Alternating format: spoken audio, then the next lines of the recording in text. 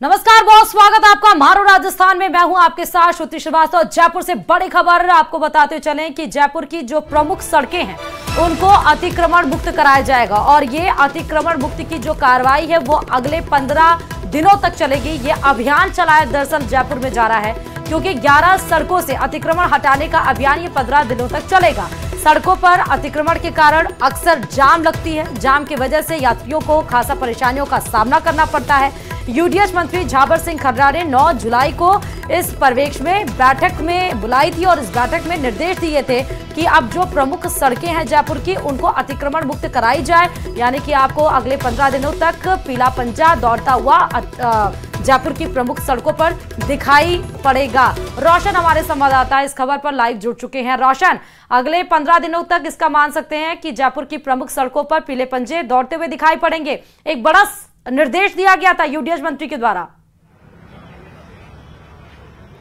श्रुति, बिल्कुल देखिए, जीडीए की जो ड्राइव है वो अवैध एनक्रोचमेंट के विरुद्ध शुरू हो गई है।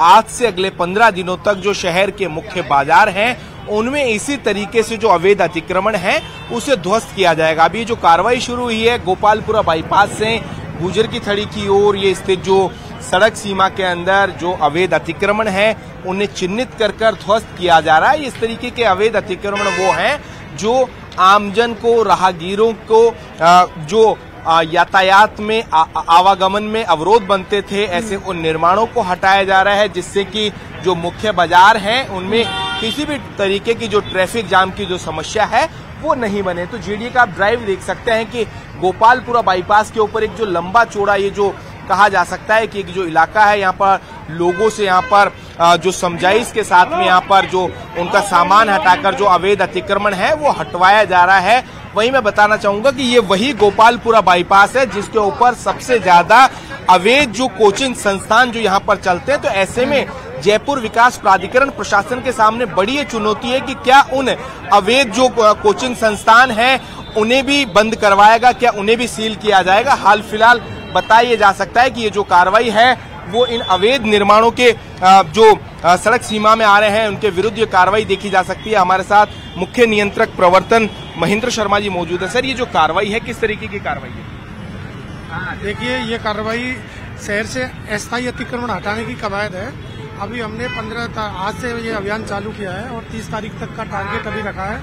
इसमें जो शहर की मुख्य सड़कों पर अस्थायी अतिक्रमण है उनको हटाने का अभियान है। माननीय मंत्री महोदय ने अभी जेडीए में मीटिंग ली थी जिसमें निर्देश प्रदान किए गए थे। तो मंत्री महोदय के आदेशों की अनुपालना में और आयुक्त महोदय के निर्देशन में ये कार्रवाई आज से हम प्रारंभ कर रहे हैं। गोपालपुरा मोड़ से और गुजर की थड़ी तक आज करीब 3-3.5 किलोमीटर का जो स्ट्रेच है इसमें अस्थायी अतिक्रमण हटाए जाएंगे। लेकिन सर, ये वही मुख्य सबसे बड़ा मार्ग है जिसके ऊपर अवैध जो कोचिंग जो संचालित हो रहे हैं जिससे भी आए दिन ट्रैफिक जाम की समस्या रहती है, क्या उनके ऊपर भी कार्रवाई होगी? देखिए, जोन की टीम हमारे साथ है। जोन की टीम के द्वारा जो चिन्हित स्थान है और जो अस्थायी अतिक्रमण है रोड पे वो सारे आज हटाए जाएंगे। तो आप यहाँ पर देख सकते हैं कि ये जो कार्रवाई है जयपुर विकास प्राधिकरण और नगर निगम की ज्वाइंट ये जो कार्रवाई देखी जा सकती है। यहाँ पर जो नगर निगम का भी जो अमला है वो यहाँ पर देखा जा सकता है। अवैध उन सामानों को जब्ती के लिए जो ट्रक है वो यहाँ पर आ चुके हैं और यहाँ पर जितने भी जो सड़क सीमा में जो फैला हुआ जो अवैध अतिक्रमण हो या जो सामान हो उनको जब्त किया जा रहा है। साथ ही साथ उन अवैध निर्माणों को हटाया जा रहा है। यहाँ पर आप देख सकते हैं कि यहाँ पर जो यहाँ पर जिन लोगों का जो अवैध अतिक्रमण किए हैं जिसके ऊपर पीला पंजा चल रहा है, जो नुकसान हो रहा है उसके लिए किसकी अकाउंटेबिलिटी है? देखिए, मुझे इसके बारे में कुछ आइडिया नहीं है, नो कमेंट। तो आप यहाँ पर देख सकते हैं कि हाल फिलहाल ये जो जेडीए का बुलडोजर मेरे सहयोगी अविनाश यहाँ पर दिखाने की कोशिश कर रहे हैं कि अभी यहाँ पर देखिए कि जो सड़क सीमा के अंदर जो कुछ यहाँ पर जो निर्माण थे उन्हें हटाया जा रहा है। श्रुति, मेरा सवाल आपने सुना था रोशन, मैंने सवाल इस बीच में पूछा था कि ये जो लोग के अवैध अतिक्रमण है जिनके ऊपर पीला पंजा चल रहा है, जिनको नुकसान उठाना पड़ रहा है, उसके लिए जिम्मेदार कौन है और क्या नुकसान की भरपाई भी इनको की जा रही है? देखिए, बताना मैं चाहूंगा कि ये जो अवैध अतिक्रमण की श्रेणी में आते हैं। ऐसे में इन लोगों को मुआवजा कुछ देने का प्रावधान नहीं है। जो निर्माण सड़क सीमा के अंदर आ रहे हैं, जो अब तक अवरोध बनते थे, उन निर्माणों को चिन्हीकरण कर उन्हें ध्वस्त यहाँ पर किया जा रहा है। तस्वीरों के अंदर आप देख सकते हैं कि ये वो गोपालपुरा बाईपास है जो 160 फीट चौड़ा सेक्टर रोड है, उसके अंदर ये निर्माण अवरोध बन रहे थे।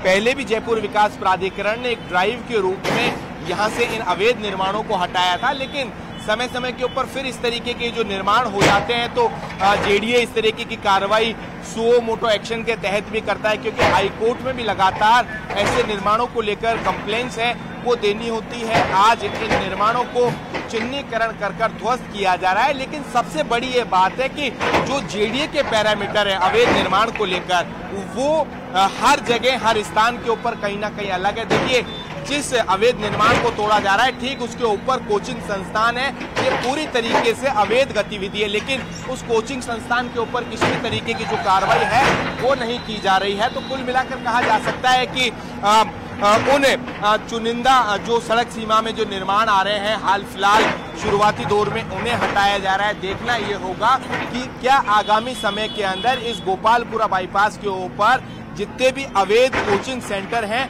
क्या उनके ऊपर भी एक्शन देखने को बिल्कुल रोशन, ये बड़ा सवाल आप उठा रहे हैं, क्योंकि अधिकतर अवैध अतिक्रमण या जो इस तरह संचालित होती है कोचिंग, उसमें दुर्घटनाएं भी हम देखते आते हैं। तो ये बड़ा सवाल जरूर है, इस पे देखना होगा कि जो सवाल आप कर रहे हैं कि क्या जो अवैध संचालित कोचिंग है उनके ऊपर भी एक्शन होता है या नहीं होता है। लेकिन आप कह रहे हैं कि अधिकतर जेडीए के द्वारा इस तरह कार्रवाई को अंजाम दिया जाता है, लेकिन जब इसका निर्माण होता है रोशन, अवैध अतिक्रमण जब किया जाता है तब एक्शन तुरंत क्यों नहीं होता, इंस्टेंट रिएक्शन क्यों नहीं होते हैं इस पर? जी बिल्कुल, देखिए श्रुति, यही बड़ा सवाल है। सबसे पहले जेडीए को ड्राइव की शुरुआत करिए तो क्यों ना जिन सरकारी संपत्तियों के ऊपर अवैध अतिक्रमण है उन्हें हटाना चाहिए था। जो लालकोठी सब्जी मंडी है वो पूरी तरीके से अतिक्रमणियों की जद से अटी पड़ी है, लेकिन जेडीए ने ये जो अभी तक वहां पर कहा जा सकता है कि कोई प्रभावी कार्रवाई नहीं करी है। आए दिन जो थड़ी ठेले वाले हैं वो इसी तरीके से कब्जा कर लेते हैं, राहगीरों को आवागमन में दिक्कत होती है। लेकिन जेडीए ने भले ही शुरुआत गोपालपुरा बाईपास से की हो, लेकिन जो राहगीर हैं, जो लोग हैं, उन्हें कहीं ना कहीं फायदा मिलना चाहिए इस कार्रवाई के बाद में। जो उनकी राह है वो सुगम हो पाए, सड़कों के ऊपर अतिक्रमण नहीं हो, और जेडीए को ये भी तय करना चाहिए कि जो इन मुख्य मार्गों के ऊपर जो अवैध गतिविधि है उनके ऊपर भी लगाम लगे। लेकिन हाल फिलहाल जेडीए अधिकारियों के पास इस सवाल का कोई जवाब नहीं है। लगातार हम जो जेडीए के अधिकारी हैं उनसे सवाल जवाब कर रहे हैं। सर, ये जो कार्रवाई की जा रही है, क्या इन कोचिंग संस्थानों के ऊपर भी कार्रवाई होगी जो अवैध है? हाँ, ये कोचिंग संस्थानों पे भी कार्रवाई होगी। देखिए, अभी जेडीए प्रशासन का ये कहना है कि आगामी आने वाले समय में जो अवैध गतिविधि है उसके ऊपर भी कार्रवाई होगी। हाल फिलहाल रोशन, एक सवाल और है, जहां पर आप खड़े हैं वहां पर जिनके ऊपर अवैध अतिक्रमण जिनका भी है, जिनके ऊपर वो बुलडोजर चल रहा है, वो लोग अपना सामान जल्दी जल्दी फटाफट हटा रहे हैं, तो क्या पहले इनको सूचना नहीं दी गई थी कि आज जिनके भी अवैध अतिक्रमण है उनके ऊपर उनको हटाया जाएगा? बिल्कुल, तस्वीरों के अंदर आप देख सकते हैं कि ये जो अवैध अतिक्रमण है इन्हें यहाँ पर हटाने की यहाँ पर जो कोशिश वो की जा रही है। सबसे पहले मैं आपका ही रिएक्शन लेना चाहूंगा। आप अभी सामान हटा रहे थे, क्या आपको पूर्व में सूचना थी? पूर्व इन्होंने आधे घंटे पहले बोला था हटाने के लिए, पर ये फिर भी नहीं हटा पा रहे थे। अभी आप लोग लगातार मदद कर रहे हो, क्या तो सामान हटा पाएंगे? नहीं, सामान नहीं हटा पाए, नुकसान है। आप देखिए कि जो सड़क सीमा के अंदर जो निर्माण आ रहे हैं। ठीक है रोशन, बहुत बहुत शुक्रिया तमाम जानकारी देने के लिए इस बड़ी खबर पर, और आपसे अपडेट हम लेते रहेंगे समय समय पर। फिलहाल अब खबर डूंगरपुर से है, जहां डूंगरपुर जिले की 84 थाना पुलिस ने कार चालक से मारपीट मामले में 3 आरोपी को गिरफ्तार किया है। आरोपियों ने गेजी घाटा में शराब के लिए पैसे नहीं देने पर कार चालक से मारपीट की और पथराव भी किया। तीनों आरोपियों ने पुलिस पूछताछ में अपना जुर्म कबूल कर लिया है। पुलिस गिरफ्तार आरोपियों से पूछताछ के साथ ही अन्य 2 आरोपियों की भी तलाश कर रही है। के अंदर प्रदीप कलाल के साथ पत्थरबाजी की घटना हुई थी। प्रदीप कलाल अपने गांव गेजी से डूंगरपुर जा रहे थे, तो गेजी घाटे के पास कुछ व्यक्तियों ने उनकी कार पर पत्थर फेंके तो शराब के पैसों की मांग की और उनसे मारपीट भी की, जिस पर प्रदीप कलाल ने कल थाने पर उपस्थित होकर एक रिपोर्ट पेश की थी। आरोपीगण का पता लगाया तो आरोपीगण अमरपुरा गांव जो गेंजी के पास पड़ता है वहाँ पे होना पता चला, जिस पर पुलिस टीम द्वारा आज आरोपी को गिरफ्तार किया गया है। और अब बात झुंझुनू की कर लेते हैं। झुंझुनू जिला कलेक्ट्रेट में फायर सेफ्टी उपकरण एक्सपायरी डेट निकलने के एक पखवाड़े के बाद भी नहीं बदले गए हैं। इसका मतलब एडीएम का यह कहना है कि इस बारे में संबंधित विभाग को सूचित कर दिया गया है और जल्द ही फायर सेफ्टी उपकरण बदल दिए जाएंगे। जबकि आलम यह है कि ज्यादातर सरकारी कार्यालयों में फायर सेफ्टी उपकरण ही नहीं लगे हुए हैं और जहां लगे हैं वहां आपातकालीन स्थिति में उपयोग करने लायक नहीं है। हमारे जो कलेक्ट्रेट में फायर सेफ्टी उपकरण लगे हुए हैं वो 28 से 2024 तक के अवधि थी। उससे पहले ही हमने संबंधित फर्म को जो है उसको रिफिलिंग के लिए उसको वापस अपडेट करने के लिए जो है वो कार्रवाई चल रही, लिखा हुआ है। यूपी के फतेहपुर से आया एक मामला बेहद ही सुर्खियों में बना हुआ है। यहाँ विकास नाम के शख्स का दावा है कि उसे सांप ने 7 बार काटा, लेकिन 7 बार वो नर्सिंग होम में गया और ठीक भी हो गया। प्रशासन ने मामले की जांच तक बैठा दी है। अब ये भ्रम है या फिर मन का डर, ये तो जांच के बाद ही सामने आएगा। लेकिन फिलहाल विकास के घर वाले उसे राजस्थान के दौसा ले गए हैं, जहां बजरंगबली से उसके स्वस्थ होने की कामना की जा रही है। रिपोर्ट देखिए।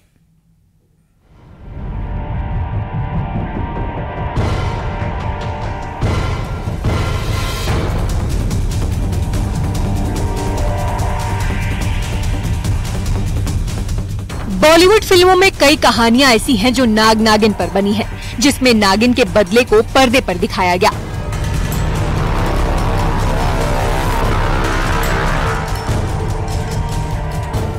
लेकिन क्या ऐसा हकीकत में भी हो सकता है? क्या ऐसा हो सकता है कि नाग या नागिन किसी इंसान के पीछे हाथ धोकर पड़ जाएं और बार बार डस लें? लेकिन इससे भी ज्यादा हैरत की बात यह है कि वो जिस शख्स को बार बार डस रहे हो उसकी जान भी बच जाए। क्या सांप से उसकी दुश्मनी हो सकती है? फतेहपुर से ये चौंकाने वाला मामला इन दिनों पूरी तरह छाया हुआ है। मलवा थाना इलाके के सौरा गांव के रहने वाले विकास नाम के शख्स का दावा है कि वो सर्प दंश से पीड़ित है।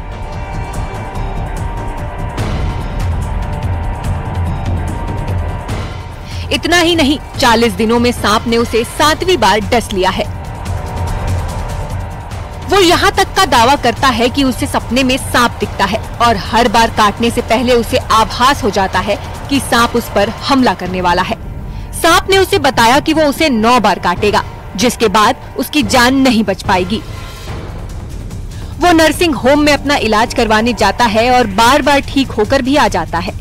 इतना ही नहीं, विकास को एक जगह सांप ने नहीं काटा है, वो जहाँ जहाँ सांप से बचने जाता है सांप उसका पीछा करते हुए उसे डस लेता है। अब इस दावे को लेकर कोई क्या कह सकता है? मेडिकल साइंस तो इस बात को नहीं मानता। ऐसे कई मामले सामने आते रहे हैं जिनको अंधविश्वास या इंसान के मन का डर बताया गया है। लोग भी विकास के दावों पर यकीन नहीं कर पा रहे हैं, लेकिन प्रश्न हर किसी के मन में उठ रहे हैं। सांप काट चुका है, 7 बार सांप काटा। कहाँ काटा था और कैसे कब काटा था? 2 जून को पहले काटा, फिर उसके बाद में हर शनिवार और रविवार काट रहा था। अभी लास्ट वीक में बृहस्पतिवार को काटा है। तो वैसा सुनने में आया कि सपने में आकर कुछ कह के गया था आपसे, कब क्या कहा था आपसे? सपने में आया था तीसरी बार में कि 9 बार काटेंगे। 9वीं बार कोई तांत्रिक महात्मा डॉक्टर नहीं बचा पाएंगे। विकास का परिवार उसकी सलामती के लिए हर जतन कर रहा है। अब उसके परिवार वाले उसे राजस्थान के दौसा लेकर गए हैं। समस्या के समाधान के लिए कई जगह तांत्रिकों के चक्कर काटने के बाद अब पीड़ित विकास अपने परिवार और सगे संबंधियों के साथ दौसा के प्रसिद्ध तीर्थ आस्था धाम मेहंदीपुर बालाजी में आया है। अब बजरंगबली ही आखिरी उम्मीद बन गए हैं। परिवार को उम्मीद है कि सब ठीक हो जाएगा। इसके लिए बालाजी महाराज से प्रार्थना हो रही है। अगले शनिवार को तो काटेगा। कह के गया है वो? अगले शनिवार तो उसका दिन ही है। घटना जैसे होती है तो आपको कैसे एहसास हो? कभी एहसास होता है कि भैया वैसे होने वाला है मेरे साथ? ऐसा क्या होता है? भाई आँख फड़कने लगती है और अंदर से पूरा डर जैसा सांप काट लेगा आज। अच्छा, 4-5 घंटे से पहले बता देते हैं। पहले आपको महसूस हो जाता है उस चीज के बारे में? तो कभी आता हुआ सांप नजर आता है कभी आपको? कभी 2-4 बार तो देखे हैं और 3 बार नहीं देखे। विकास के दावे के मुताबिक पहली बार उसे 2 जून की रात को सांप ने काटा। परिजन उसे एक प्राइवेट नर्सिंग होम में इलाज के लिए ले गए। 2 दिन भर्ती रहकर वो ठीक हो गया। इसके बाद विकास ने अतिरिक्त सावधानी बरती, लेकिन सांप के काटने का सिलसिला नहीं रुका।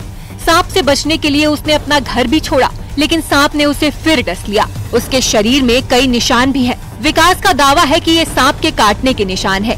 ऐसा ही मामला मध्य प्रदेश से भी सामने आया था। एक लड़का बार बार सांप के काटने की शिकायत कर रहा था, लेकिन इसकी असली वजह जब सामने आई तो सबके होश उड़ गए।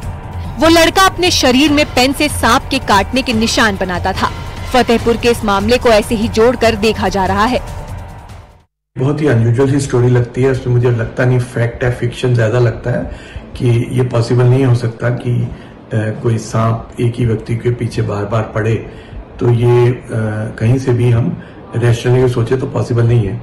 यूजुअली इस तरह के केसेस में देखते हैं कि किसी न किसी तरीके का मानसिक रूप से दबाव होता है। इस तरह के लोगों पे उनके दिमाग में कुछ गलत धारणाएं होती हैं, या अंधविश्वास होता है, या कोई वहम होता है, जिसकी वजह से उनका दिमाग कुछ चीजों को इमेजिन करता है। बट फिर भी बेहतर ये रहेगा कि जैसे उसका इलाज चल रहा है वो इलाज चलता रहे और उसका मनोवैज्ञानिक रूप से विश्लेषण हो और समझा जाए कि वो क्या सोच रहा है। विकास के घर वाले भी हैरान हैं। उन्होंने तो प्रशासन से जांच की मांग की, जिसके बाद स्वास्थ्य विभाग ने संज्ञान लेते हुए 3 डॉक्टरों की एक कमेटी बना दी है। जांच के बाद साफ हो जाएगा कि आखिर मामला क्या चल रहा है। Bureau report, news 18। और अब बात भरतपुर से बड़ी खबर की, जहां नेशनल केवला देव पार्क के होटल में आग लग गई है। 3 फायर ब्रिगेड की गाड़ियां मौके पर बुलाई गई। आग पर काबू फिलहाल पा लिया गया है। तस्वीरें हम आपको दिखा रहे हैं नेशनल केवला देव पार्क के होटल की, जहां पर आग लगी। होटल अशोक के रिसेप्शन में आग लगी है। फिलहाल आग लगने का कारण शॉर्ट सर्किट बताया जा रहा है। होटल में रखे जितने भी रिकॉर्ड थे, फर्नीचर थे, वो सब आग की भेंट चढ़ गए। 3 फायर की गाड़ियां मौके पर पहुंची और आग पर काबू पाया गया। होटल एंड लॉज में उस समय कोई पर्यटक नहीं रुका था, वरना भीषण हादसा हो सकता था। होटल एंड लॉज में मौके पर फायर सेफ्टी के सिलेंडर भी मौजूद नहीं थे। नगर निगम के आयुक्त भी मौके पर पहुंचे। फिलहाल आग पर काबू पा लिया गया और कई लाख रुपए का नुकसान भी बताया जा रहा है होटल मालिक को।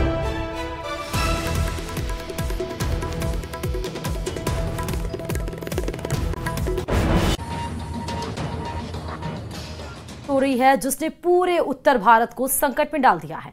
उत्तर प्रदेश, उत्तराखंड के साथ ही बिहार में भी कई नदियां उफान पर हैं। देखिए जरा।